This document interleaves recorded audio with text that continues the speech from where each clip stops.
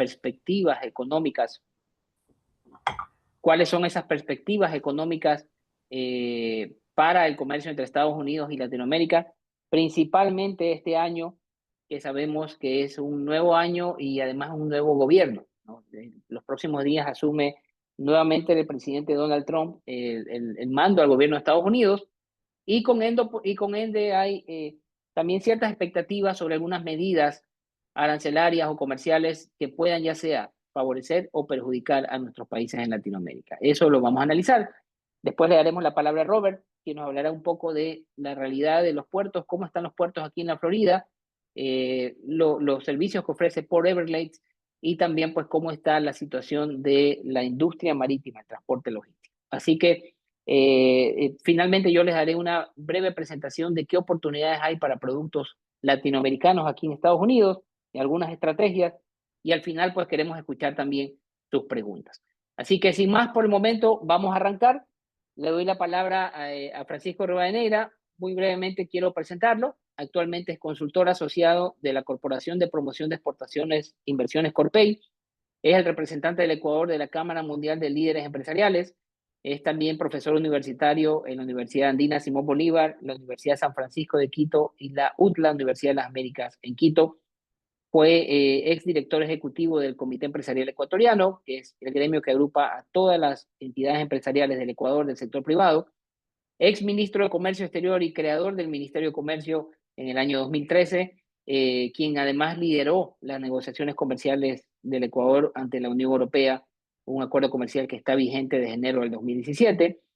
Fue ex delegado del Ecuador ante el Fondo Monetario Internacional y asesor del director ejecutivo de dicha organización, y también pues fue el ex representante de la Corpey en la región de Quito y en la Sierra de Ecuador. Tengo el honor de que sea mi colega, hace ya más de 20, casi 25 años que trabajamos juntos, y también pues mi amigo, a quien le doy la bienvenida. Y pues bienvenido, Francisco, tienes el foro a tu disposición. Adelante.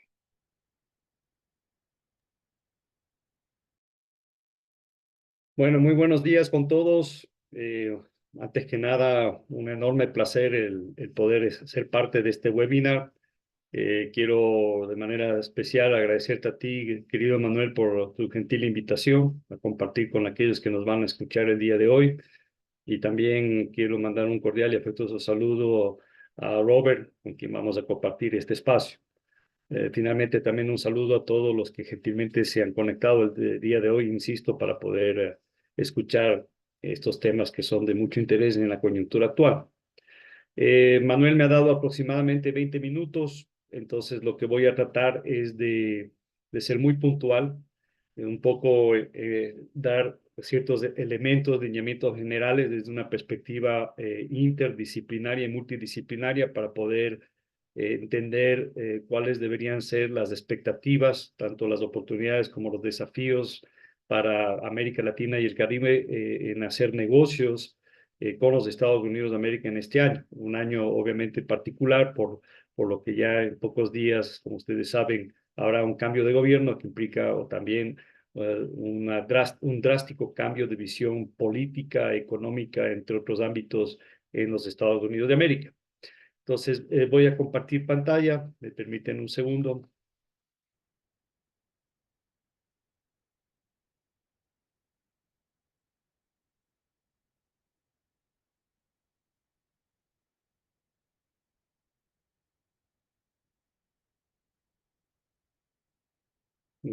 Pueden confirmarme que ven, Manuel, la pantalla, pueden ver la Correcto, presentación.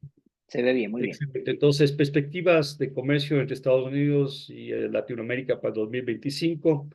Entonces, la primera pregunta que me hice buscando preparar esta presentación era básicamente cómo estoy viendo los Estados Unidos en la actualidad para este año 2025, y siempre desde una perspectiva relativa, desde una perspectiva comparativa, no en términos absolutos. ¿Cómo está Estados Unidos comparado con otras economías y particularmente las más grandes economías del mundo en este año 2025?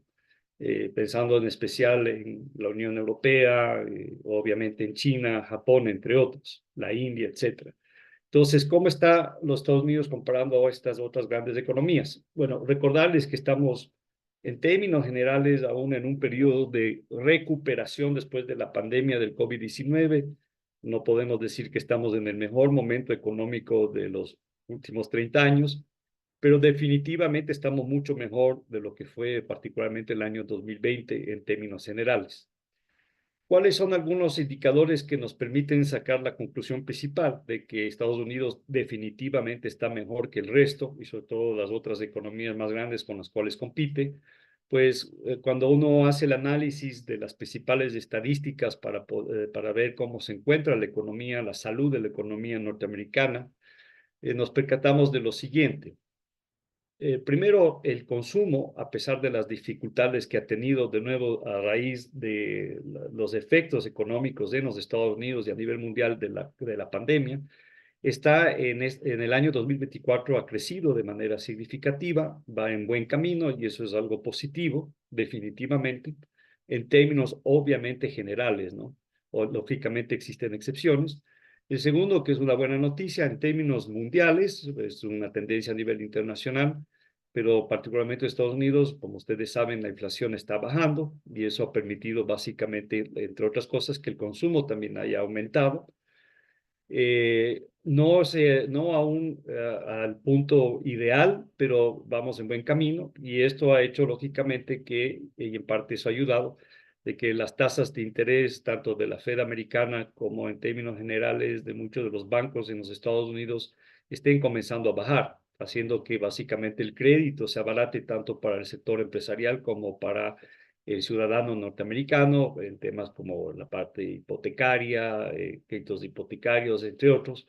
Vuelvo a insistir, aún no en lo ideal, en lo que estuvimos en pospandemia, en prepandemia, perdón, pero definitivamente esta es la tendencia.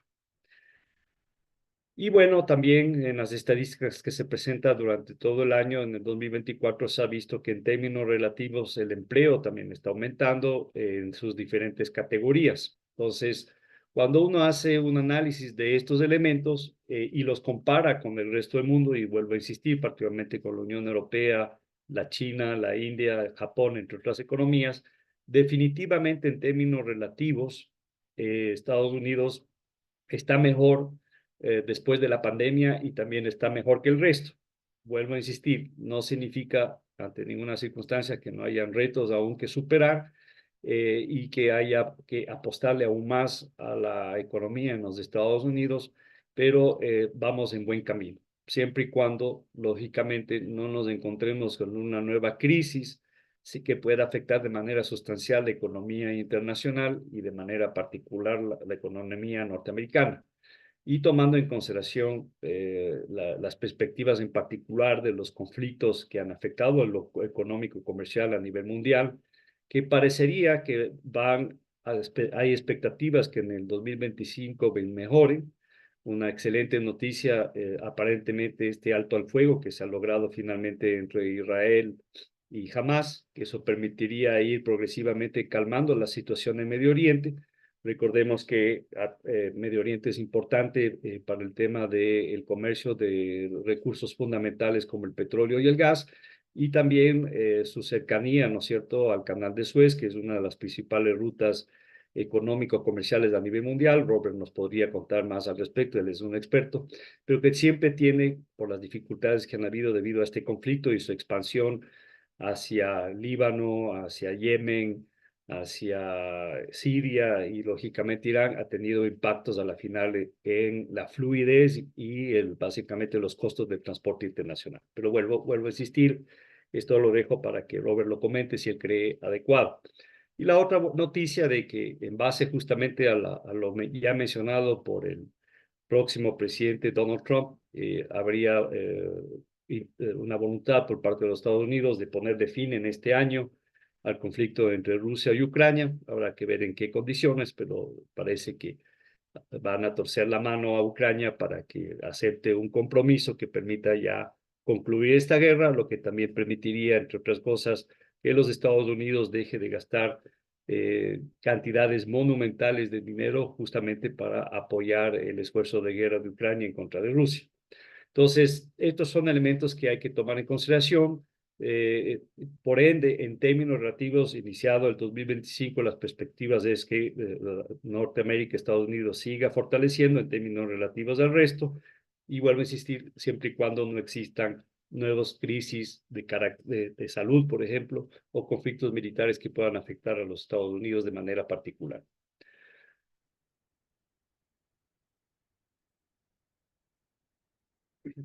Entonces, ahora de manera específica, ¿qué es lo que tenemos que tomar en consideración para ver cómo se van a comportar los negocios con los Estados Unidos de América en el proceso de este año? Ahí básicamente el elemento principal es lógicamente el retorno de Trump. Yo le puse ahí Trump Reloaded 2.0.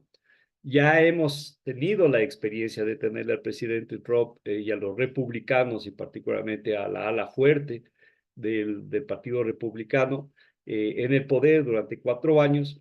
Y yo diría que en términos relativos, y esto es importante, en el primer periodo del presidente Trump, comparado, por ejemplo, actualmente con el periodo del presidente Biden, en términos generales, para América Latina y el Caribe, en el ámbito de la economía y del comercio, no fueron malos años. Fueron por lo menos igual que los últimos 4 años del presidente Biden o inclusive en algunos aspectos mejor. Entonces, otra de las conclusiones importantes que quiero yo transmitirles a los que me escuchan es que desde mi perspectiva y de algunos expertos con los cuales yo conversé para preparar esta presentación, no debería haber razón sustancial y fundamental para pensar de que con Trump de regreso al poder, las relaciones con América Latina deberían empeorar, sino más bien la tendencia debería ser en lo económico, por ende en lo comercial y en el mundo de las inversiones, que vamos a ver eso ahorita, debería ser por lo menos igual que el periodo de Biden o probablemente mejor. Entonces, ¿cuáles son algunos elementos a tomar en consideración? Primero, en relación al comercio, y cuando hablo del comercio desde nuestra perspectiva, estoy hablando no solo de las exportaciones de los países latinoamericanos y caribeños al mercado norteamericano, sino también las importaciones, las franquicias, las representaciones, etcétera. Hay que tomar en consideración algunos aspectos que son positivos y negativos dependiendo un poco de qué lado de la política y de la visión que tiene Trump se encuentran los diferentes países de la región. Entonces, primero elemento a tomar en cuenta, lógicamente, es que regresa la política del America First, ¿no es cierto? Y esto implica, y esto hay que ser muy claro, el retorno del proteccionismo, una tendencia que no está solo limitada a los Estados Unidos de América, sino que es una tendencia a nivel internacional. Existe una crisis actualmente del multilateralismo, cada vez suena menos agradable el libre comercio y la apertura comercial significativa. Una parte del mundo, y entre eso los países desarrollados, están retornando hacia el proteccionismo.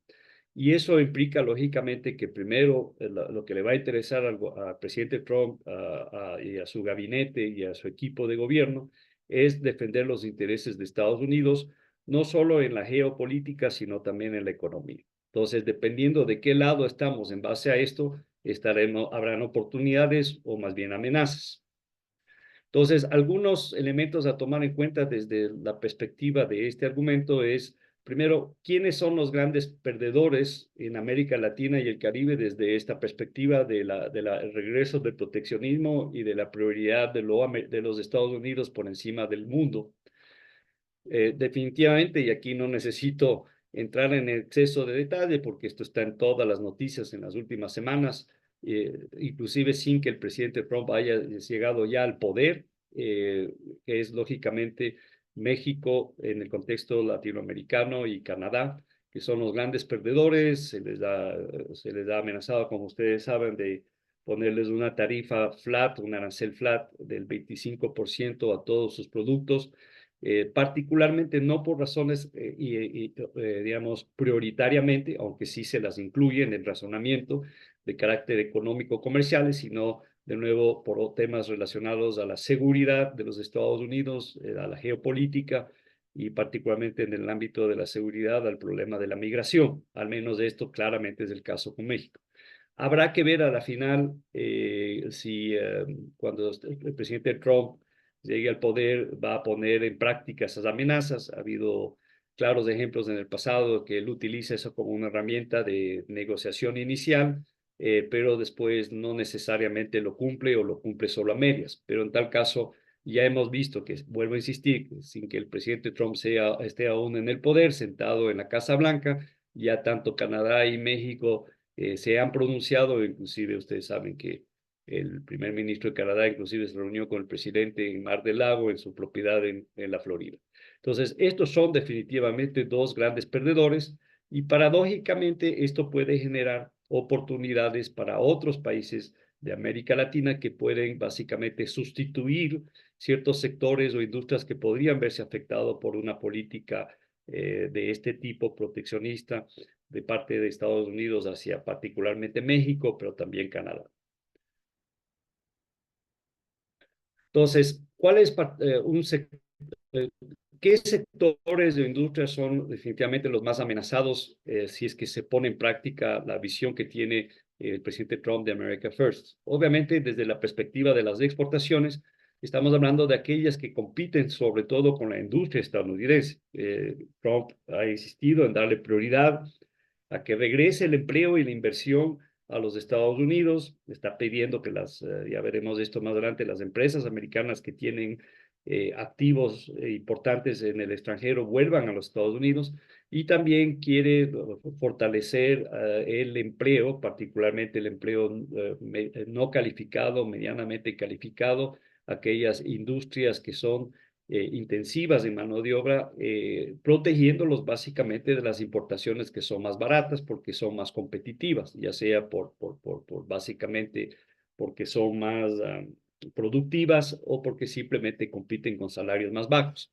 Entonces, ahí tenemos dos ejemplos de sectores que pueden verse afectados de manera significativa en el contexto latinoamericano. El uno es la industria pesada, ya lo vimos en el pasado, en el primer periodo del presidente Trump, donde se tomaron medidas en contra, por ejemplo, de las exportaciones a los Estados Unidos o las importaciones desde su perspectiva del acero, por ejemplo, y eso de la siderúrgica, los productos siderúrgicos, ya que hay un interés por parte de los Estados Unidos de fortalecer y mantener el empleo y crecer el empleo en estos sectores de los Estados Unidos, que están en regiones o zonas de los Estados Unidos que están muy afectadas económicamente.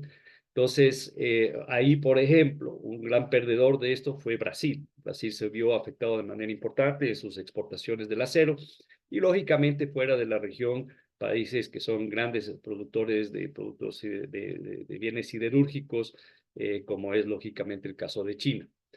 Otro sector que se podría haber afectado, habría que discutir ahí, es compleja la discusión si de manera negativa o positiva, yo pensaría que es más negativa que positiva, es el sector del petróleo, porque como está claro, Trump es muy cercano a los grupos de poder, los grupos de interés de la industria petrolera en los Estados Unidos.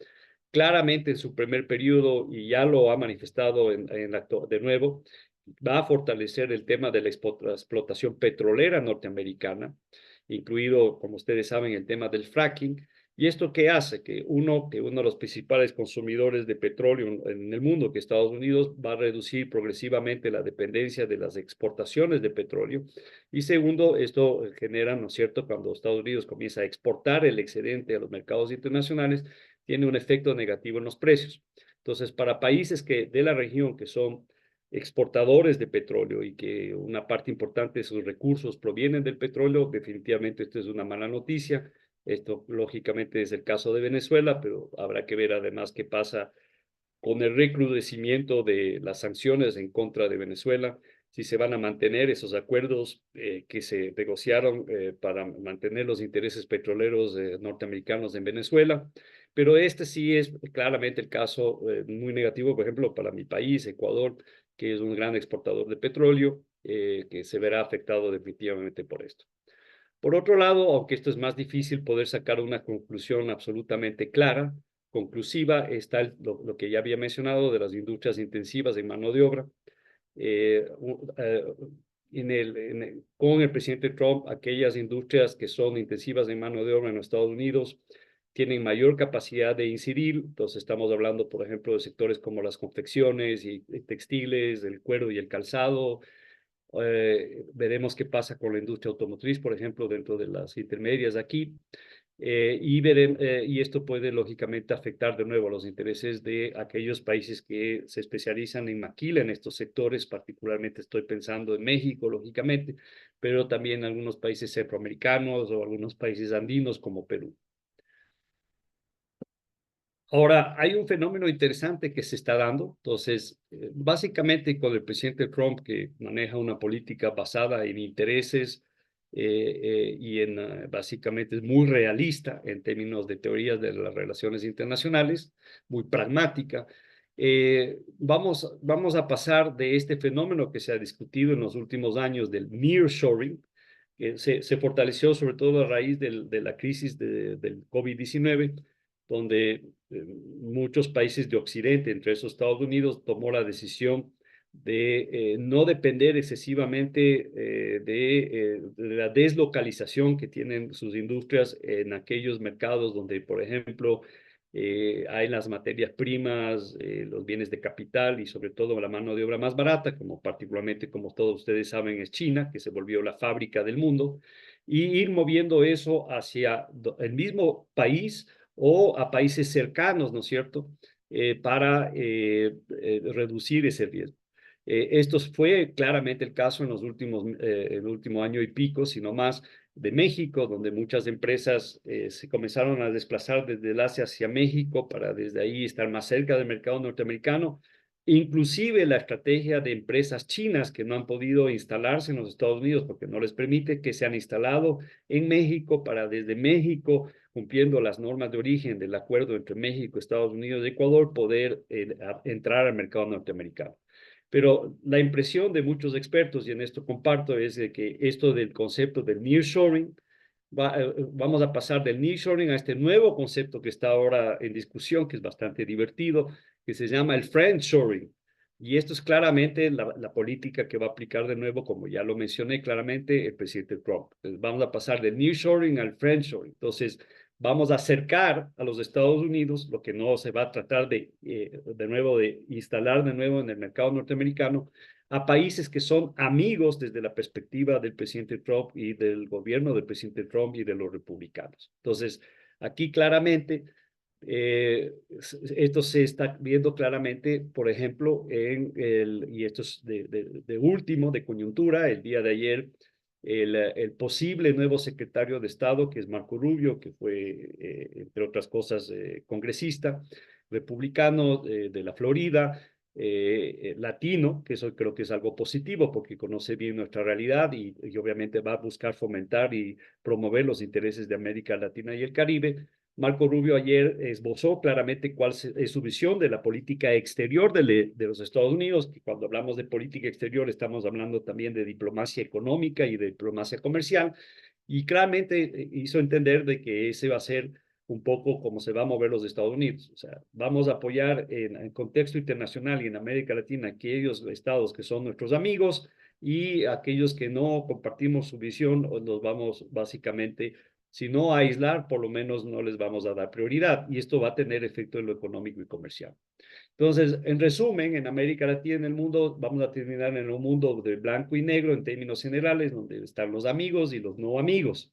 Entonces, en la región, los no amigos, lógicamente, con quienes no va a haber prioridad para, entre otras cosas, facilitar el comercio y las inversiones, van a ser los países donde está instalado el socialismo del siglo XXI y de manera particular, como Rubio lo mencionó el día de ayer en las sesiones del Congreso para justificar si es que puede o no ser el secretario de Estado, recalcando de que hay aparentemente, al menos en el caso de él, una disposición, una voluntad bipartidista de los dos partidos a que esto sí se concrete. Entonces, esto es muy probable.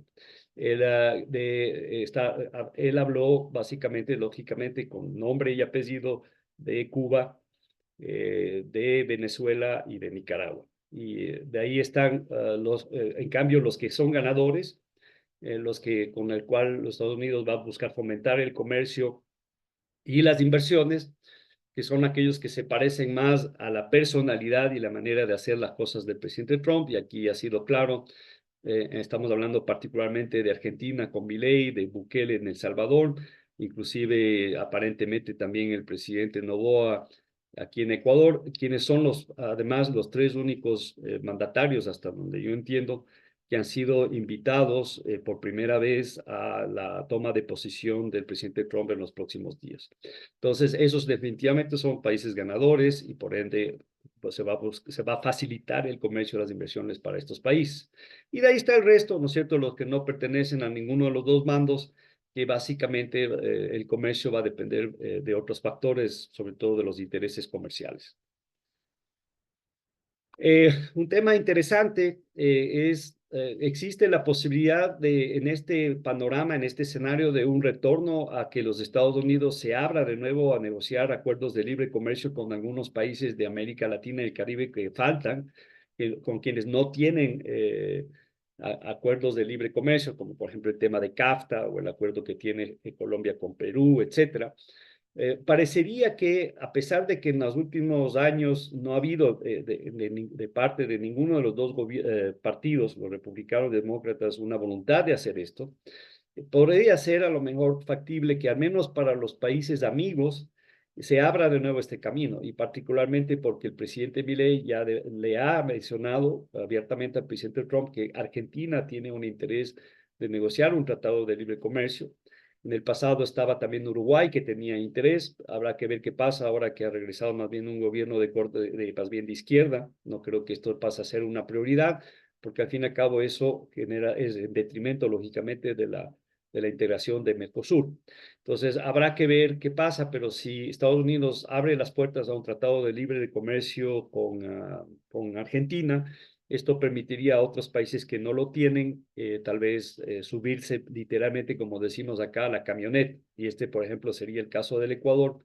Ecuador hace muchísimos años fue parte de un proceso de negociación de un acuerdo de libre comercio conjuntamente con los otros países andinos, Colombia y Perú y Bolivia, pero al final tomó la decisión de no cerrar el acuerdo. Entrando al tema de las inversiones, ¿cuál es la situación en base a este escenario? Primero, y esto es un tema también de larga discusión, de largo aliento, es si Estados Unidos está mejor económicamente, como yo les comenté en la lámina anterior, ¿esto es bueno o malo para la inversión extranjera en América Latina y en el Caribe? Esto es una pregunta abierta. ¿Por qué? Porque generalmente cuando los Estados Unidos está bien y el resto está mal, la inversión extranjera y en general la inversión, el financiamiento se refugia en los Estados Unidos y se reduce la inversión extranjera hacia los países en vía de desarrollo. Entonces, habrá que ver en otras palabras qué pasa. Pero definitivamente un punto que es interesante a tomar en consideración, que puede promover los negocios con América Latina y el Caribe, es que la expectativa sería que ahora que regrese el presidente Trump al poder, vuelva de nuevo a lanzarse, a proyectarse esta iniciativa que él propuso al final de su primer término, que es esta propuesta de América Crece. Esta propuesta de América Crece es básicamente una propuesta que nace para competir, neutralizar la presencia de China, que esto es un elemento trascendental a tomar en consideración de manera transversal en toda esta presentación, en América Latina y el Caribe, y particularmente a través de su famosa propuesta de la Ruta de la Seda. Esta propuesta de América Crece quedó ahí cuando el presidente Biden entró al poder, pero las expectativas desde que esto se pueda relanzar o algo parecido, que lo que busca es fomentar la inversión extranjera directa de los Estados Unidos en América Latina, en proyectos de inversión de todo índole, como por ejemplo de infraestructura, etcétera, para de alguna manera competir y reducir la presencia de China en ese contexto donde ellos se han fortalecido a través de la inversión extranjera directa y también del financiamiento, ¿no?, de la deuda en la región, en todos lados, ¿no? Hay que recordar que China tiene presencia en algunos de los proyectos más importantes históricamente en la actualidad del contexto regional. Está el puerto de Chancay, por ejemplo, en Perú, que es inversión china, que va a permitir, por ejemplo, que por primera vez desde la costa sur del Pacífico o del Pacífico haya una nueva línea directa para transportar bienes en tiempos más cortos hacia el Asia-Pacífico. Están también, por ejemplo, los corredores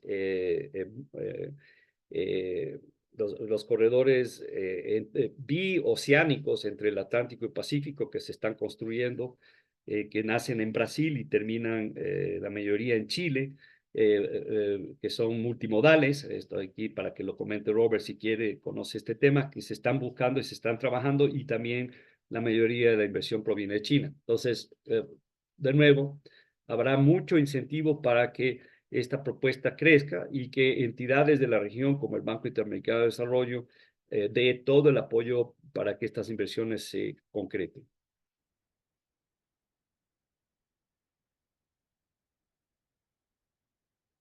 Listo. Esto es básicamente lo que yo les quería compartir de manera inicial, dejando ya los detalles para las preguntas más adelante. Muchas gracias. Aquí les dejo mis datos de contacto. Te paso la palabra, Manuel. Muchas gracias Francisco. Muy interesante lo que nos acabas de compartir y cómo eso se refleja o cómo eso puede reflejarse en los resultados o en los flujos comerciales entre nuestros diversos países como Estados Unidos. Así que los invito a todos, si tengan alguna pregunta, si tienen alguna pregunta, la escriban por favor en el chat. Al final de todas las intervenciones vamos a hacer un espacio de unos 15, 20 minutos para poder aclarar estas dudas. Bueno, ahora me da mucho gusto de darle la bienvenida y darle la palabra a Robert Barceló. Él es el gerente principal de desarrollo comercial de Port Everglades, que es uno de los principales puertos de ingreso para el sudeste de Estados Unidos, ¿no? Recordemos que el estado de Florida es donde ingresa principalmente el gran comercio desde Latinoamérica, con la excepción de México, ¿no? Que México más bien ingresa por el estado fronterizo que es Texas. Voy a hablar un poco sobre la trayectoria previa de Robert. Viene ya desempeñando este rol en Port Everglades, en Fort Lauderdale, desde hace aproximadamente 10 años, pero tiene una experiencia previa de más de 30 años en la industria de transporte marítimo en empresas como Root Lines, Ocean Lines, Seaboard Marine, Hanjin Shipping Company, Isabella Shipping. Tengo el gusto de conocerlo ya hace 10 años, cuando llegué a este país justamente en el rol de promotor del comercio entre Ecuador y Estados Unidos. Y pues ha sido una de las personas que me abrió las puertas y me permitió conocer muchísimo más y conocer muchos más contactos aquí. Así que Robert, muchísimas gracias, bienvenido. Y tienes a la audiencia, tenemos casi 80 personas conectadas de distintos países. Que nos comentes, por favor, un poco la perspectiva y cómo está la logística, tanto de Florida como la situación de los fletes navieros hacia este mercado. Adelante, Robert, bienvenido. Muy buenos días a todos. Espero que se encuentren bien. Quizás ya un poco tarde, pero les deseo un feliz y saludable 2025. Espero que ustedes y sus familias lo gocen. Manuel, muchísimas gracias por la invitación y la oportunidad de dirigirme al grupo que has preparado aquí con respecto a la perspectiva de comercio entre Estados Unidos y Latinoamérica. También gracias a Francisco por lo que has presentado, información muy importante para el grupo, para todos, con respecto a lo que podemos esperar en este año. Desde un punto de vista macro, varios temas que inició Francisco que van a afectar mucho a lo que es el comercio entre Latinoamérica y Estados Unidos. A mí personalmente, lo que más me preocupa con respecto a las declaraciones y las intenciones de la nueva administración es el tema del Canal de Panamá, que es algo que afectará si se lleva a dar lo que se está hablando. Va a afectar bastante, o tendrá el potencial de afectar a lo que es Ecuador, a todos los países que están en el Pacífico de Sudamérica, que dependen en el Canal de Panamá para traer sus bienes a la parte del Atlántico de Estados Unidos, que es donde la mayoría de las navieras, por lo menos desde el punto de vista de transporte marítimo, la mayoría de las navieras tienen que pasar por el Canal de Panamá. Si el Canal de Panamá cae en un dilema, en una discusión con Estados Unidos con respecto a quién se va a apoderar del canal a raíz de lo que el gobierno nuevo ha creado como una opción, lo caro que es transitar el canal y el afecto que eso tiene, entre comillas, en el comercio estadounidense. Es un punto ciertamente válido. Yo no sé si ustedes saben, pero el costo promedio para un buque de carga, de contenedores, transitar el canal, se aproxima a casi a los $350,000 por barco. Entonces eso vaya, obviamente cuando eso se reduce a un precio unitario no es mucho, pero puede impactar. El canal siempre ha mantenido o libera su actividad con respecto al precio del petróleo. Si el petróleo está barato, pues los barcos pasan por el canal para obviamente ahorrarse días de tránsito entre el Pacífico y el Atlántico.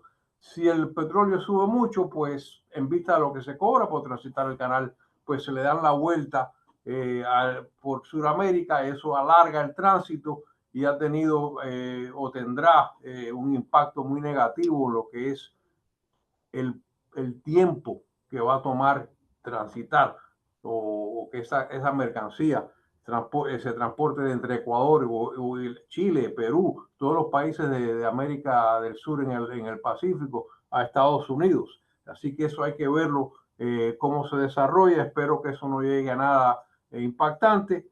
Y bueno, veremos, como dice el dicho. Otro caso, otro tema que ha estado generando mucha preocupación por parte de la comunidad internacional con respecto a lo que es la viabilidad o la confianza que hay en el transporte marítimo es el trabajo, o mejor dicho, las organizaciones de sindicato. No sé si algunos de ustedes lo saben, pero la gran mayoría de las naves que transitan entre Estados Unidos y el resto del mundo, esa empleomanía es de sindicato, principalmente el ILA, International Longshoremen's Association. Desde varias semanas, o prácticamente desde octubre, cuando vimos la primera etapa del descontento de la unión con las navieras, se estaba proyectando que iba a haber interrupciones de labor. Por suerte, en la primera ronda, las navieras dieron a sus concesiones y resultó en un alto de sueldo de un promedio de casi un 55% para el sindicato. Lo que quedó por convencer o por resolver era el aspecto de tecnología y automatizar las terminales aquí en los Estados Unidos, algo que la unión o el sindicato se estaba posicionando contra la automatización y la mejoría de las maquinarias que se utilizan para trabajar o descargar y cargar los barcos aquí en los Estados Unidos. Y se proyectaba que el 15 de enero se iba a llevar una segunda ronda de huelga. Por suerte, eso no pasó. Se llegó a un acuerdo. Estamos esperando que ambas partes ratifiquen el acuerdo y según todos los conocidos con el tema, la ratificación del acuerdo es prácticamente es seguro. Entonces, por suerte, eso no va a causar en paros de transporte marítimo. Tocando en el tema del nearshoring, eso es algo que se está viendo muy serio aquí en el sur de la Florida en particular. ¿Por qué el sur de la Florida? Por la cercanía geográfica que tiene el sur de la Florida con Latinoamérica, en particular con Centroamérica y el Caribe. Países que pudieran ganar, entre comillas, son los que son los países miembros del Tratado de Libre Comercio de CAFTA, que es todo Centroamérica, pero también incluye República Dominicana. Se han llevado pláticas que se están mirando a ver qué otros países pudieran anexarse al CAFTA. Se está hablando de Colombia, aunque Colombia francamente no tiene que ver nada con Centroamérica, pero bueno, vamos a ver qué da eso. Desde el punto de vista del puerto, todo marcha relativamente bien. Hemos visto mayor cantidad de carga, de comercio que fluye por el puerto. Es más, un dato importante de la actividad comercial entre Estados Unidos y Latinoamérica, un 13% de esa actividad comercial fluye por Everglades. Así que somos un puerto sumamente importante con lo que es el intercambio comercial con Latinoamérica. Por Everglades en particular, casi un 80% de la mercancía que se maneja aquí en el puerto viene o va a Latinoamérica. Somos un puerto sumamente latino de ese respecto.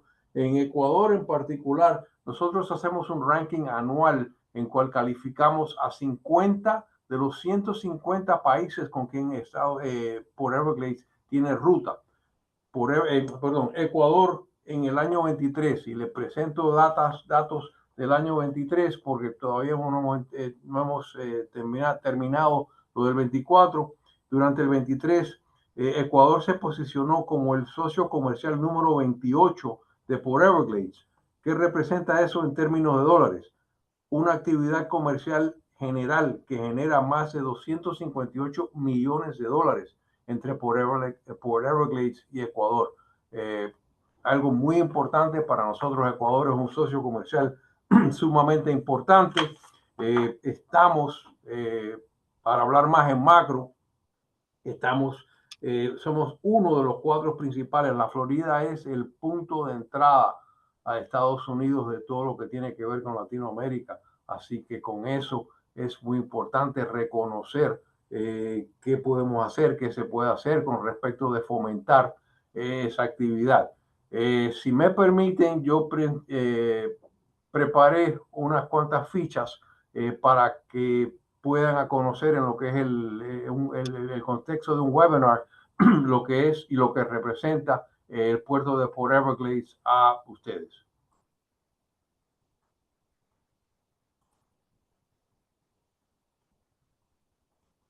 No sé si ven la presentación bien. Correcto, lo estamos viendo. Ok, perfecto. Bueno, aquí una foto más bien general de lo que es el puerto. Port Everglades es un puerto sumamente diverso en lo que es los servicios que utilizan o se ofrecen, mejor dicho, al cliente. Para aquellos que no conozcan dónde estamos ubicados, Port Everglades está en el sur de la Florida, en el condado de Broward. Para aquellos que conocen a Miami, estamos estamos literalmente 47 kilómetros al norte de lo que es la ciudad y el puerto de Miami. Somos un puerto propietario, que es a lo contrario de la manera que operan la mayoría de los puertos en Latinoamérica. Nosotros somos quien desarrollamos el terreno, lo ofrecemos a empresas privadas para que creen su instalación en el puerto, y ellos son los que en realidad presentan o dan los servicios al público. Somos un puerto que no tomamos ni un centavo de la tasa tributaria del condado de Broward, y eso es algo que nos da orgullo con respecto a lo que ofrece el puerto a la ciudad y si no la región. Un puerto que tiene una actividad comercial con un impacto de más de 30 billones de dólares anuales. Recalco, aunque no tomamos dinero ni un centavo de las tasas tributarias, aportamos a la tasa tributaria local y estatal a razón de $1 billón anuales. El puerto la actividad comercial del puerto crea más de 7,000 empleos directos. En el estado de la Florida, eso se lleva a más de 206,000 personas que trabajan, viven, comen a raíz de la actividad comercial de Port Everglades, generando salarios en exceso de $8 billones anuales. Somos un puerto, estas son las 3 principales áreas de comercio del puerto. Carga, obviamente, ya llevamos más de 10 años que movemos un promedio de 1 millón de contenedores anuales, con más de 2,000 recaladas de buques de contenedores.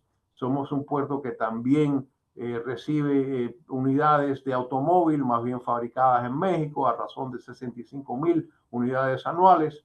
Somos el primer puerto en la Florida con respecto a movimiento de carga refrigerada. De Ecuador nos entra una buena cantidad de carga refrigerada, y en la Florida somos el tercer puerto con respecto a volumen total de carga en contenedores. Cruceros, algo que ofrece otro beneficio económico a la región. Tenemos, el año pasado se registraron más de 1 millón de pasajeros, y eso me toca recalcar que esa cifra está en recuperación. La pandemia fue algo que impactó ese sector muy seriamente y ya se está proyectando que para el próximo año regresemos a la actividad normal de cruceros, generando un tráfico más de 3 millones de personas anuales que pasan por el puerto utilizando. También energía, toda la gasolina que se utiliza en el sur de la Florida entra por Everglades a razón de más de 126 millones de barriles anuales. Y eso también, y los aeropuertos, los 3 aeropuertos principales del sur de la Florida, el aeropuerto de Miami, el aeropuerto de Fort Lauderdale y el aeropuerto de West Palm Beach, se nutren de petróleo por vía de Port Everglades. Seguimos mejorando la infraestructura del puerto. El puerto sigue creciendo, los buques siguen creciendo en tamaño. Acabamos de completar el proyecto de la extensión de las muescas de giro en la parte sur del puerto, que eso ha generado más muelles. Estamos muy falta de eso. Aquí no sé si pueden apreciar las fotos que están en pantalla, lo que era antes y lo que es ahora. Un proyecto que al día ha sido el proyecto más caro del puerto, en la vida del puerto, más de 470 millones de dólares en ese proyecto, y es algo que estamos muy orgullosos por los beneficios que eso genera a lo que es la industria naviera. Grúas, muelles sin grúa no sirven. Seguimos invirtiendo en ese sector. Aquí están las primeras 3 de 6 grúas que hemos comprado con respecto de seguir mejorando la actividad y que se ve en lo que es la vida cotidiana, la operación cotidiana de los buques aquí en el puerto.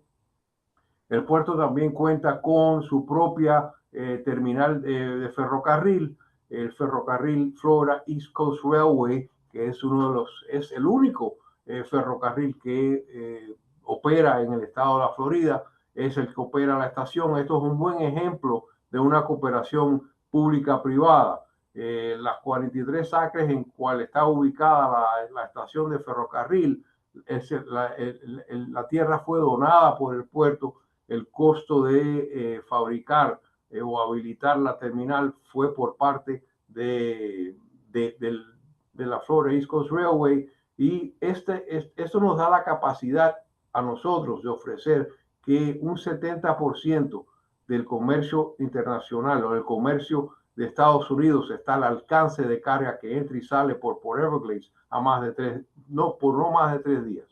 Es una manera muy eficiente de transportar del sur de la Florida al resto de la nación. El puerto también cuenta con una zona franca. Eso deduzco que muchos de ustedes conozcan lo que es el ámbito de la zona franca, y eso es otra manera en cual el puerto pues ofrece servicios y mejora a lo que es el comercio, el intercambio de comercio entre Estados Unidos, o mejor dicho, el sur de la Florida y Latinoamérica.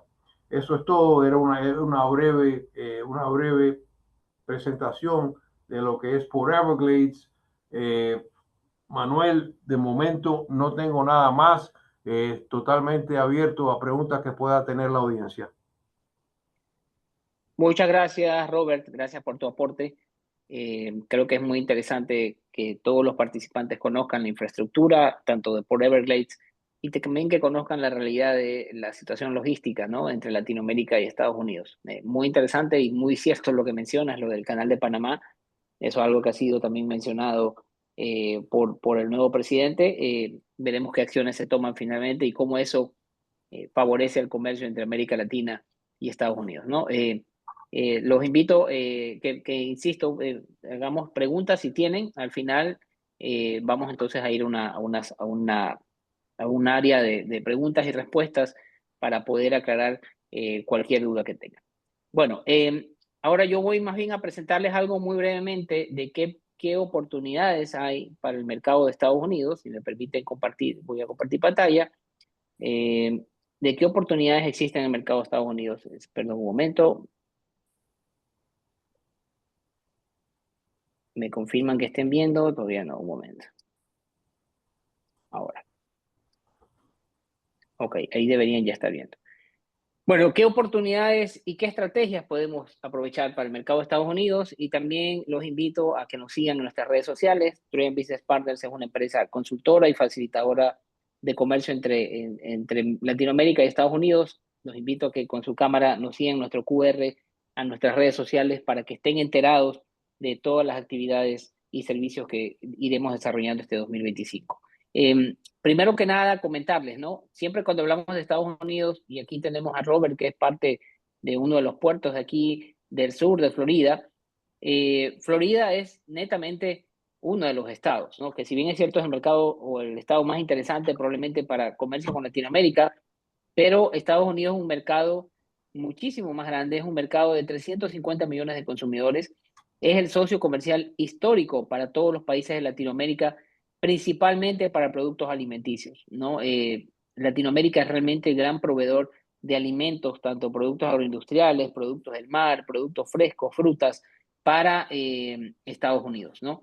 Desde Latinoamérica prevalece el ingreso de productos desde los puertos del sudeste de Florida, Miami y Port Everglades. Nueva York también es muy importante, y también los puertos alrededor de California, ¿no? Es decir, Estados Unidos es tan grande que tenemos que ser muy estratégicos. Si queremos vender algo a la costa oeste, a California, hay que entrar por esos estados. O si queremos vender algo al mercado en Nueva York, New Jersey y en la zona del noreste, hay que ir por los puertos del noreste, porque se puede ingresar desde una región y luego transportarlo terrestremente o aérea, pero los costos van a ser muy altos y vamos a dejar de ser competitivos. Entonces, eso es parte de una estrategia que hay que tenerla muy clara. ¿Por qué es interesante Estados Unidos? Es considerado el mercado con mayor demanda de alimentos a nivel global.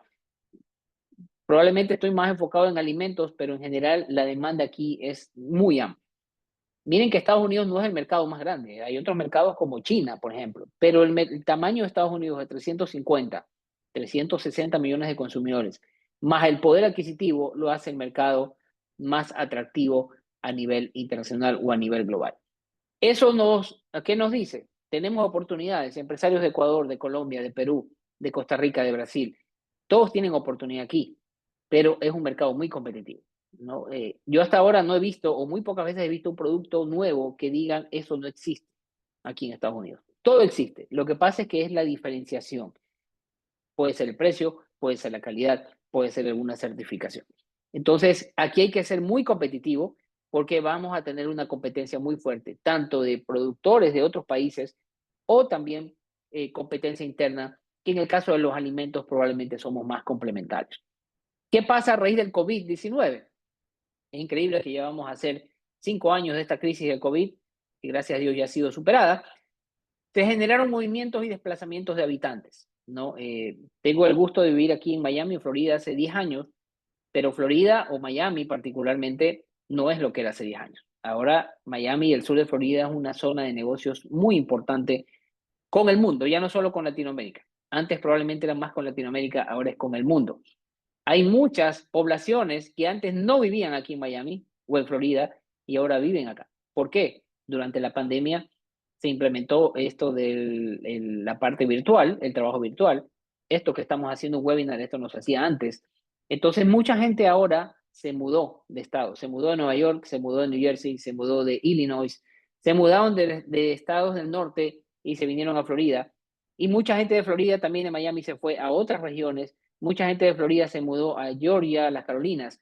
Entonces hay una, digamos que, redistribución de dónde están los consumidores dependiendo del nicho de mercado al que queremos llegar, ¿no? Ya no es como antes se decía, perdón que voy a dar el caso de Ecuador, los ecuatorianos están en Nueva York y New Jersey. Sí, probablemente es donde están el mayor número, pero ahora ecuatorianos hay muchísimos en Florida, hay muchísimos en Carolina del Norte, hay muchísimos en Texas. Entonces, a raíz del COVID, mucha gente se movió. Lo mismo ha pasado con los colombianos, con las distintas nacionalidades, los europeos, etc.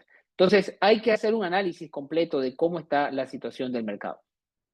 Segundo, Estados Unidos es tan grande, ¿no? Yo siempre digo, cuando la gente o empresarios con quienes trabajamos nos dicen, yo exporto hacia la Unión Europea, ¿no? Y dicen, yo exporto hacia Francia, exporto hacia Alemania, exporto hacia Italia. Son cada uno distintos mercados con distintas oportunidades.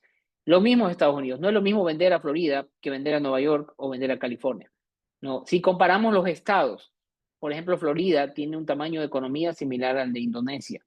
Si comparamos California, es la quinta o la sexta economía a nivel mundial comparada a la economía del Reino Unido.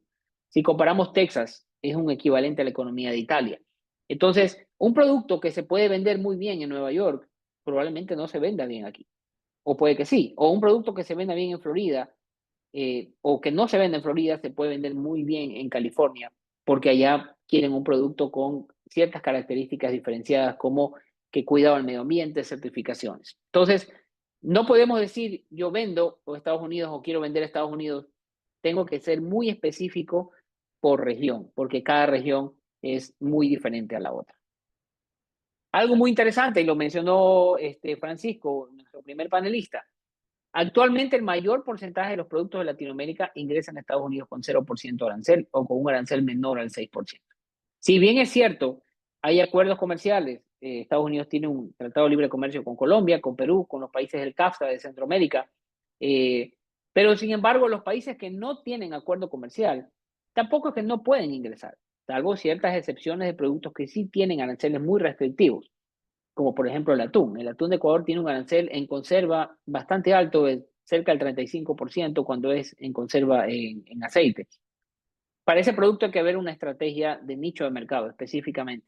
Pero otros productos tienen probablemente un arancel del 5 o el 6% que no los hace, no los elimina del mercado. Lo que sí, les quita competitividad, pero con una estrategia adecuada, que lo voy a hablar más adelante, se puede llegar a competir.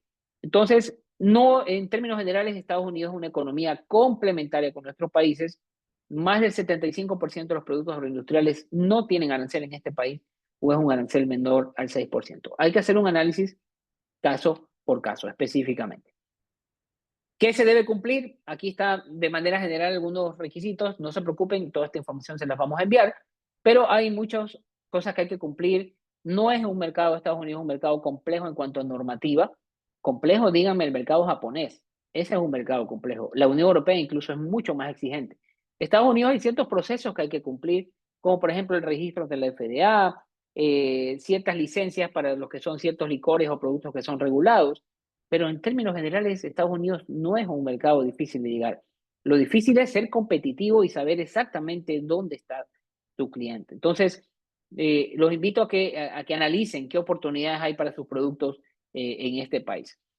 El registro de FDA para alimentos es algo básico, no es una certificación, eso es muy importante. El registro de FDA es un tema de trazabilidad, saber de dónde viene la producción, quién está produciendo, de quién es esa empresa, qué meses del año producen, qué productos. Es para saber de dónde viene el producto, para en caso de una eventualidad, saber por dónde controlar esa acción, ¿no? Y es un tema que toda empresa que quiere vender alimentos, cosméticos, medicinas, ya sea que esté en Perú, en Colombia, Ecuador, en China, en Indonesia, debe cumplir con este requerimiento ante la FDA y nosotros con mucho gusto podemos ayudarlos. Aquí está un poco de cuáles son esos canales o puntos de distribución o puntos de venta, dependiendo del producto. Si alguien me dice, bueno, yo quiero vender plátano, quiero vender mango, bueno, ya sea el plátano de Ecuador, el mango ecuatoriano o el mango peruano, mango brasileño, sin duda los supermercados, las grandes superficies siguen siendo el canal tradicional. Pero hay otros productos, que hay otros tipos de canales que han surgido a raíz de la pandemia o se han fortalecido, como las tiendas independientes, estas tiendas gourmet, donde usted muchas veces es una pequeña tienda, un restaurante y tiene ciertos productos exóticos, productos diferenciados. No es lo mismo querer decir voy a vender en Walmart. Walmart es grandes volúmenes, precio bajo, a querer decir voy a vender en uno de estos supermercados especializados, donde el precio ya no es la variable más importante. No, ya es otro tipo de venta donde ahí ya puedo meter un producto con una mejor calidad, donde ya puedo meter un producto con ciertas certificaciones y donde el consumidor está dispuesto a pagar un poco más por un tema de conveniencia, más no por economía o por comparar precios. Entonces, tenemos que hacer ese análisis siempre para tener claro por dónde podemos vender. Un canal que probablemente mucha gente no lo analiza, porque mucha gente en nuestros países de Latinoamérica dice, yo quiero vender a supermercados. Pero otro canal muy interesante es el food service, el canal Oreca que le llamamos en Latinoamérica. Son todos los restaurantes, hoteles Ellos lo que normalmente compran es producto de buena calidad, de buen precio, sí, pero sobre todo que le den un buen servicio, entrega en su bodega, un producto de buena calidad, con unos empaques más adaptados a la realidad del food service. Entonces, y allí ya no estamos peleando por centavos, por así decirlo. Entonces, hay que analizar qué podemos venderle a ese canal, porque ahí hay un crecimiento muy, pero muy importante. Estados Unidos es un mercado dominado por marcas de retail, eso es una tendencia global. Walmart tiene sus marcas como Equate, Great Value, Aldi, un supermercado que ha crecido muchísimo, tiene sus marcas, lo mismo Target, Publix. Entonces, tenemos que analizar siempre la estrategia de cómo podemos vender dependiendo de mi capacidad. Y aquí yo lo que atrevo a decir, ¿no? Y disculpen que estoy poniendo un producto muy típico de Ecuador, pero yo siempre debo decir, ¿a quién va dirigido mi producto? Mi producto es para un mercado nostálgico, en este caso, los ecuatorianos que viven en Estados Unidos y que extrañan o añoran sus marcas. Aquí en Estados Unidos vemos 2 millones de ecuatorianos aproximadamente, de los cuales cerca de 1.500.000 o 600 están en la zona del noreste, Nueva York, New Jersey, Connecticut. Los colombianos, si hay alguien aquí de Colombia, los colombianos son muy fuertes en Nueva York, en New Jersey, pero también aquí en Florida hay muchísimos, ¿no? Centroamericanos hay muchísimos aquí en Florida. En Texas también hay muchísimas comunidades de Centroamérica. Brasileros, aquí lo vi conectado a un par de empresarios de Brasil. Orlando, en Florida, es lo que yo digo, en Orlando, Florida, hay hasta canales en portugués, canales de televisión en portugués, por la cantidad de brasileros que hay. Entonces, tenemos que entender dónde está ese consumidor.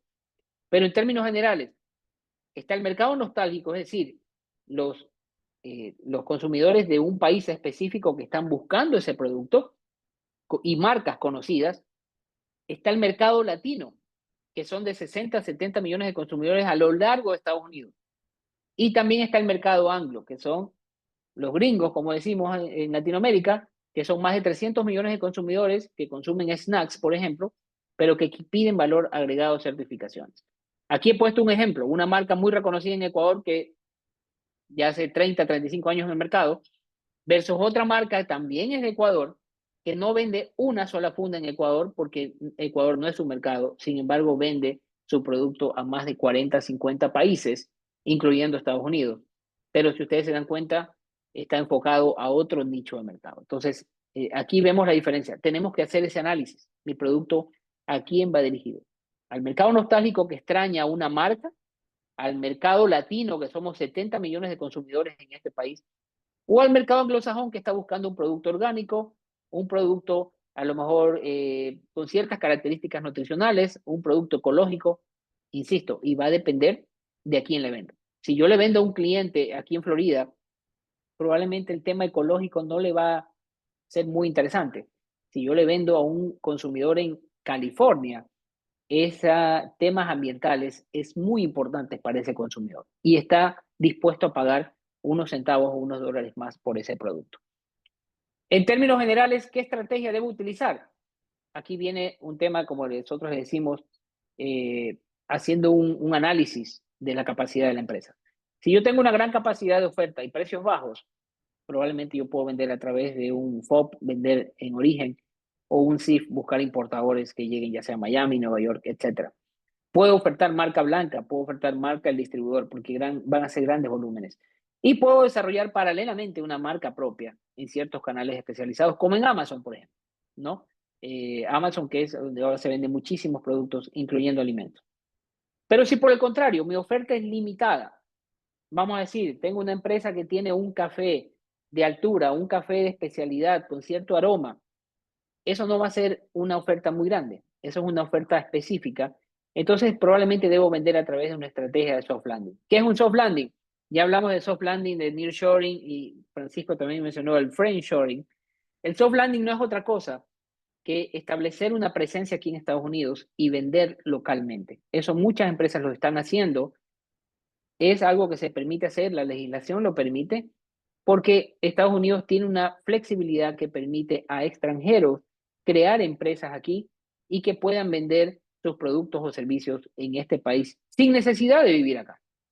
Entonces, así ustedes pueden vender a distribuidores, ventas locales, ventas online, etc. Entonces, imagínense a alguien que tiene un café de especialidad no necesariamente tiene que vender a grandes supermercados, lo puede vender en Amazon, lo puede vender en cafeterías especializadas, pero esa cafetería no le va a decir, oye, yo te voy a comprar un contenedor, no, lo que le va a decir, yo quiero que me vendas 20, 30 cajas a la semana para ponerlo en mi cafetería y luego te hago otro pedido para otra cafetería que estoy abriendo, pero ellos no van a hacer la importación, eso lo tiene que hacer la propia empresa a través de este soft landing, que es lo que le llamamos.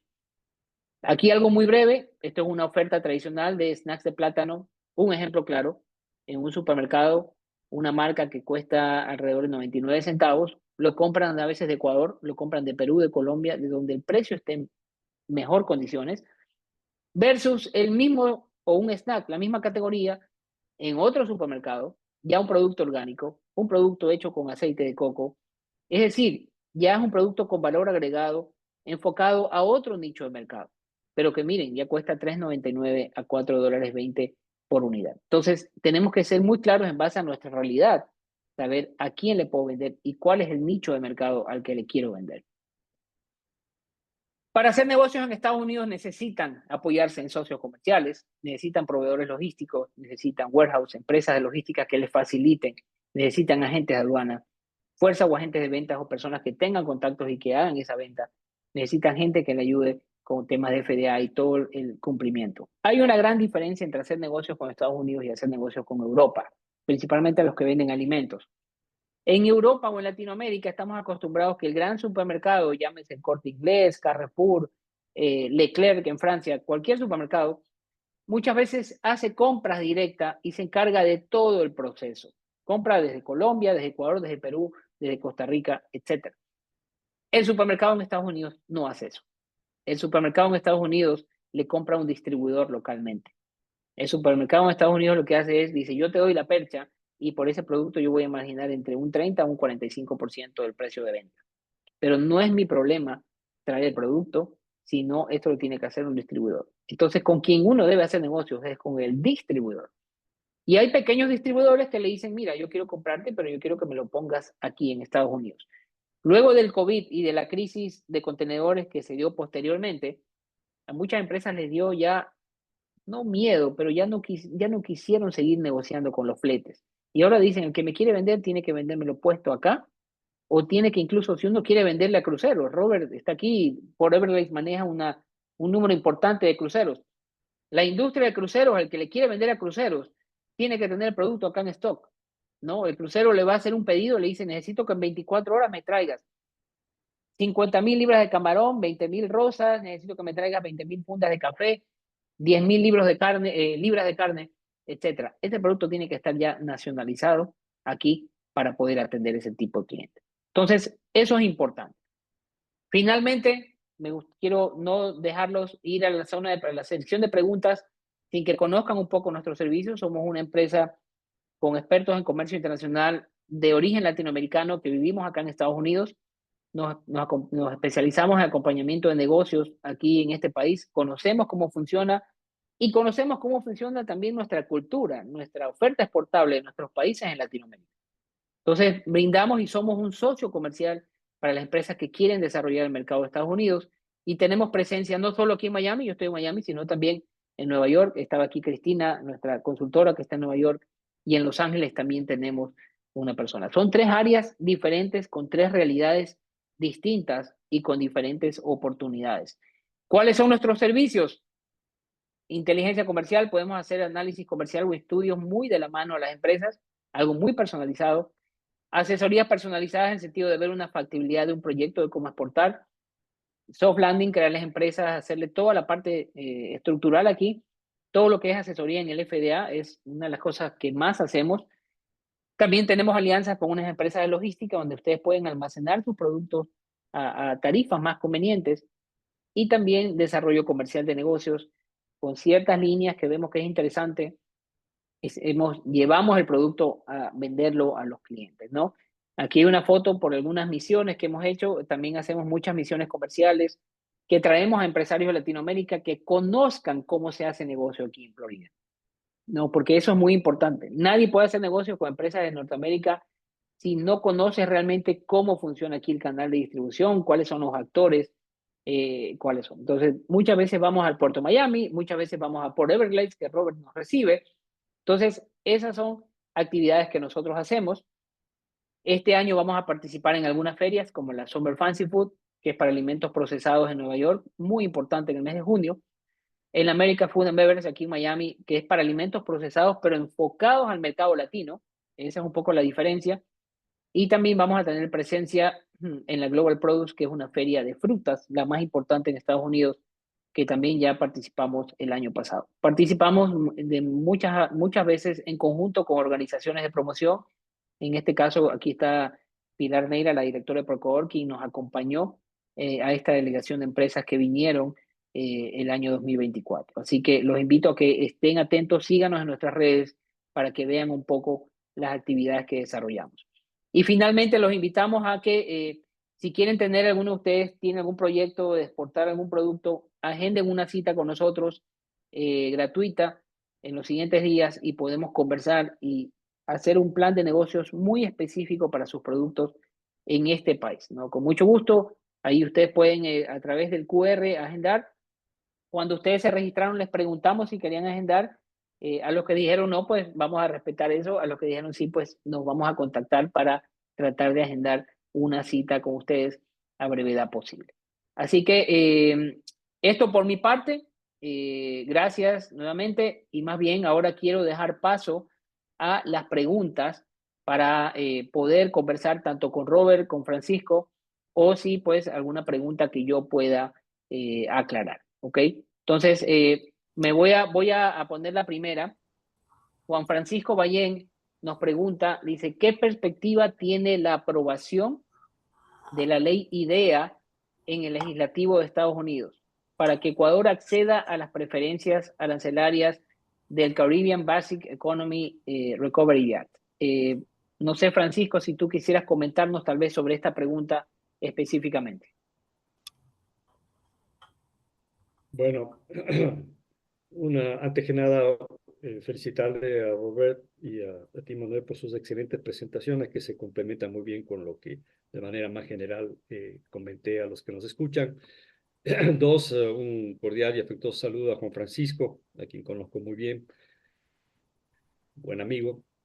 Con relación a tu pregunta, Juan Francisco, tres, yo creo que esta iniciativa que para los que no conocen, lo que busca es justamente buscar una alternativa al hecho de que a pesar de que de manera sistemática la mayoría de los gobiernos recientes en Ecuador han buscado convencer a los Estados Unidos de volver a sentarse a la mesa para cerrar el acuerdo de libre comercio que lo dejamos sin concluir en última instancia hace ya un buen tiempo.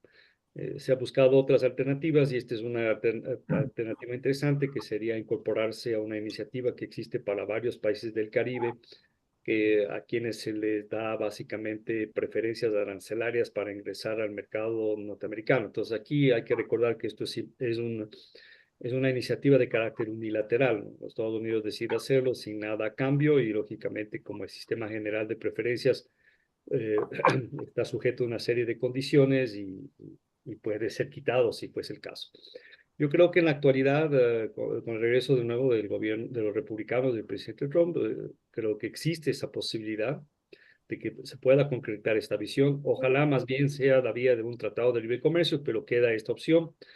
Ahora, lógicamente, como siempre pasa, con un cambio de gobierno y cambio de autoridades, le toca al gobierno, en este caso de Ecuador, y a su sector privado volver a hacer todo un ejercicio de cabildeo, de networking y de cabildeo, particularmente en Washington, D.C., para volver a tratar de convencer a las nuevas autoridades que en el día a día van a estar a cargo de este tema para que esto se pueda concretar. Entonces yo creo, vuelvo a insistir, en conclusión, de que sí es absolutamente factible, pero no deja de seguir siendo la segunda mejor opción, siendo la primera un TLC.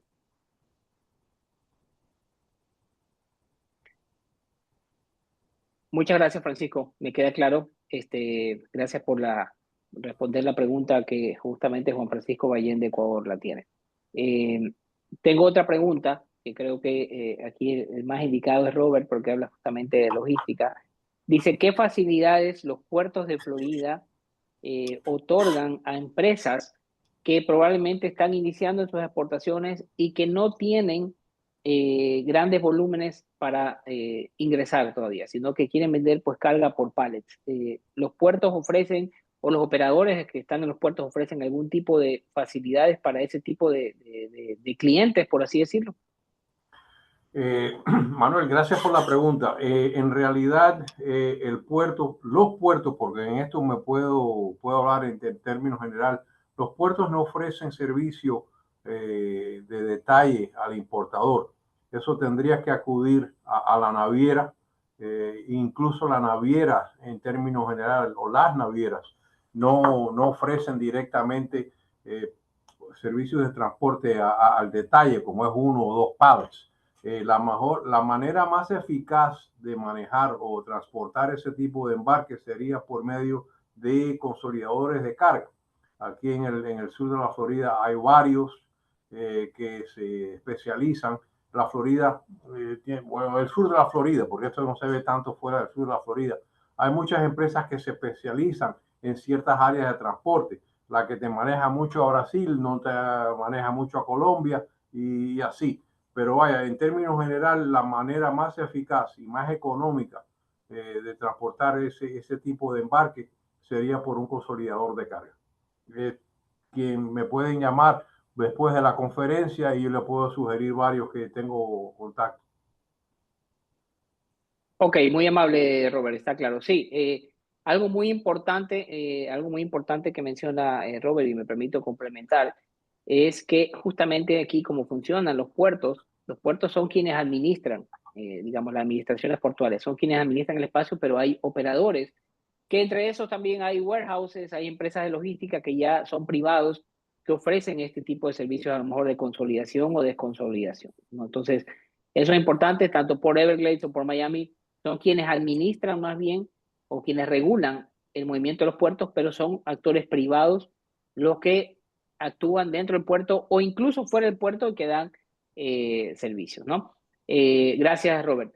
Aquí tengo una pregunta de Paulina Vivanco. Dice, interés en saber sobre el registro de marca para poder ingresar productos a Estados Unidos.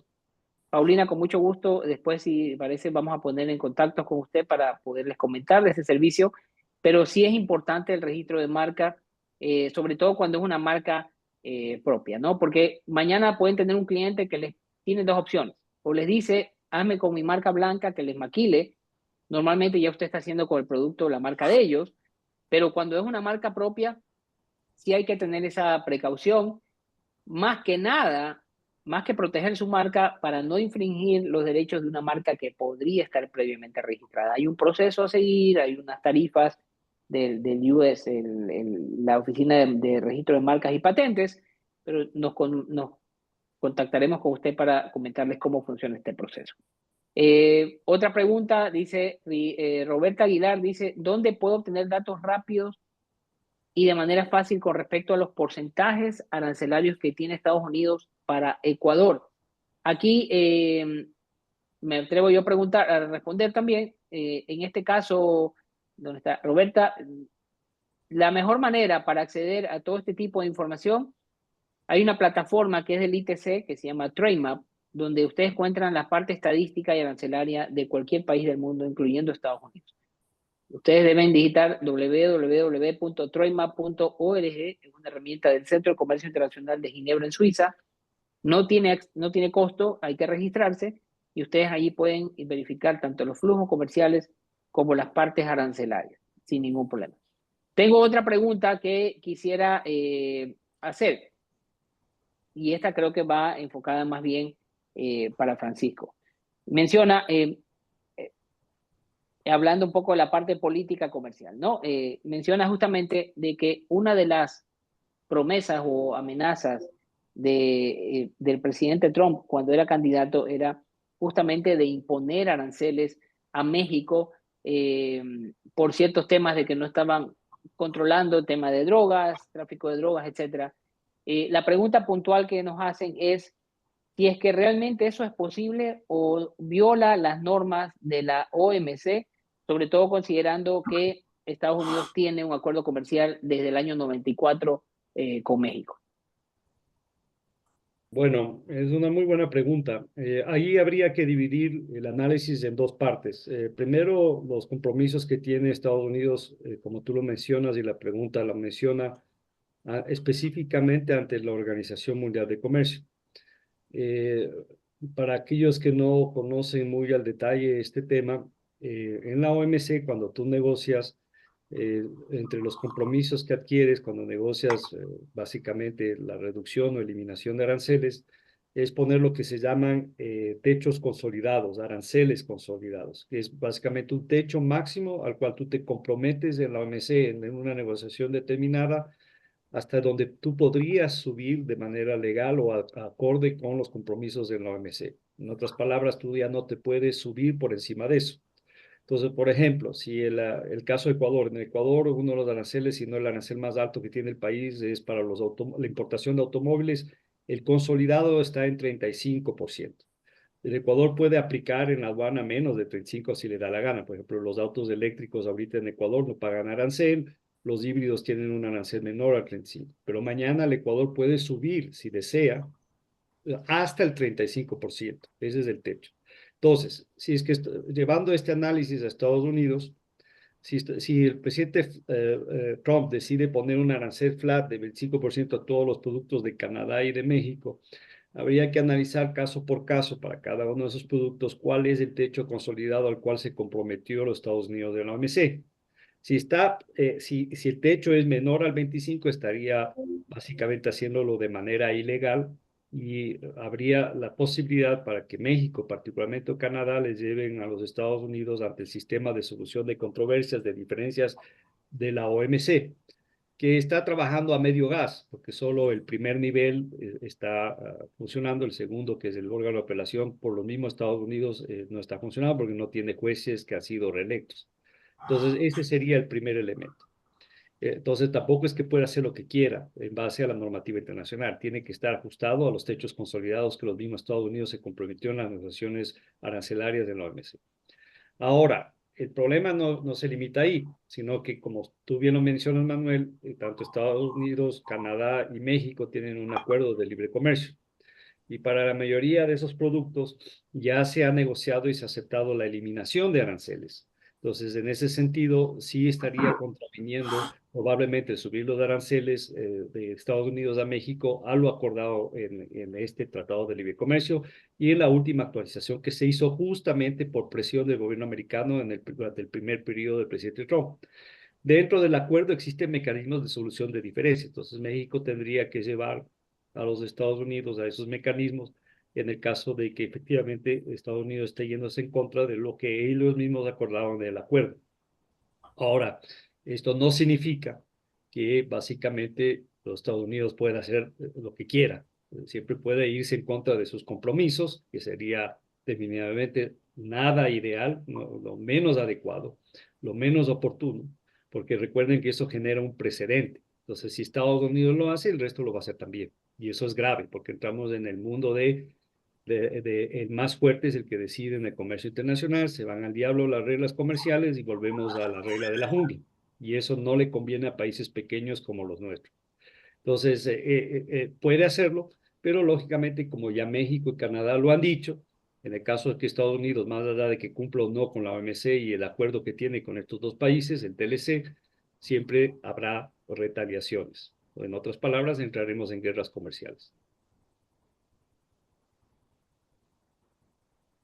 Muchas gracias, Francisco. Está claro. Entonces, está claro que obviamente, pues, cualquier pues ofrecimiento pues no necesariamente se va a cumplir 100%, sino que hay ciertas regulaciones como debe ser a nivel ya multilaterales que impiden pues o que controlan este tipo de medidas que pueda tomar hacia terceros países, principalmente si ya han negociado. Hay un par de preguntas adicionales que las voy a leer ya muy brevemente por honor al tiempo. Igual comentarles a todos que les vamos a enviar la presentación para que la tengan, ¿ok? Para que todos las tengan ustedes, ¿no? Pero una pregunta muy breve que me hacen, me dicen, excelente presentación, una consulta, ¿cuál es la diferencia entre una marca blanca y una marca del distribuidor? Realmente esto es lo mismo. Un private label, una marca blanca, es la marca de quien distribuye el producto. Muchas veces es un distribuidor llámese por ejemplo un Goya, un Lafay, Iberia Foods, grandes distribuidores de alimentos aquí en Estados Unidos, o puede ser también de confecciones, ¿no? Un Zara, H&M, empresas ya de confecciones o de ropa conocidas. Eso es una marca blanca, una marca del distribuidor o del fabricante. También es lo mismo cuando es una marca del supermercado. El supermercado puede tener, Walmart tiene sus marcas, Target tiene sus marcas. La diferencia es la marca privada. La marca privada ya es la marca del fabricante, del dueño del producto, que esa es la que principalmente hay que registrar cuando se entra a este país, y hay que tener cuidado de no estar infringiendo otra marca que ya exista, ¿no? Entonces, eso es importante mencionar. Bueno, he leído aquí algunos comentarios. Más bien, nos vamos a comunicar directamente con algunos. Ricardo Torres, un saludo, nos hace una pregunta de los productos congelados, ¿cuánto es la fecha mínima que deberían tener? Siempre todo producto debe tener al menos 12 meses que puedan tener de permanencia en percha, principalmente por un cuidado, más que una exigencia, que además si es una exigencia, es por un tema del distribuidor. Nadie va a querer comprar un producto que a lo mejor en los 3 meses va a caducar. Tema de análisis comercial, siempre los distribuidores piden no menos de 12 meses, o en caso de productos congelados, 2 años, 24 meses que puedan permanecer, porque si no es pasar el riesgo hacia ese cliente, hacia ese distribuidor. Vamos a cerrar las preguntas. Más bien, antes de cerrar, pues nuevamente agradecerles a todas las personas que se conectaron, versus al inicio que empezamos 70, estamos 54, apenas 15 personas se han ido. Así que les agradecemos a todos su presencia, les agradecemos su participación. Muy agradecido con Francisco y con Robert por haber compartido su conocimiento y su experiencia con ustedes. Y pues obviamente a todos los participantes, pues que estén pendientes, que sigan pendientes de los webinars a los que los vayamos invitando, porque iremos tratando de diversos temas sobre oportunidades que pueden existir o que existen en este país con nuestros países. Así que antes de cerrar, le doy la palabra a Francisco, Robert, si quieren dar un saludo de despedida. De nuestra parte, pues estamos concluyendo. Bueno, de mi lado, sigue por favor, Robert, te paso la palabra. Sigue, Francisco, tranquilo. Muchas gracias. Solo agradecerte de nuevo, Manuel, por la gentil invitación. Robert, también un gusto el poder compartir este espacio contigo. Muy valiosa la información que nos transmitiste. Ojalá en algún momento te pueda ir a saludar personalmente allá en la Florida. Y un cordial y afectuoso saludo de nuevo a todos los que nos acompañaron. Muchos vi que en la lista de asistentes había muchos amigos, conocidos, así que espero que esto haya sido de valor para ustedes. Hasta una próxima ocasión. Bueno, Manuel, gracias por la invitación. Francisco, un placer conocerte. Aquí tienes tu casa cuando estés por la Florida. Déjame saber y nos reunimos para intercambiar temas. Gracias nuevamente. Espero que lo que ofrecí les sea de valor.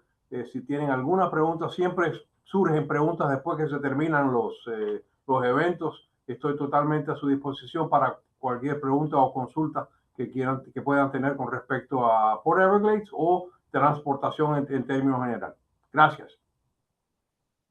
Muchas gracias, Robert. Gracias, Francisco. Y bueno, pues ahora sí vamos a concluir. Muchas gracias a todos. Que tengan un excelente resto de semana y fabuloso. Y por supuesto, todavía estamos a tiempo de desear un excelente y bendecido año 2025. Gracias nuevamente. Nos veremos próximamente. Hasta luego.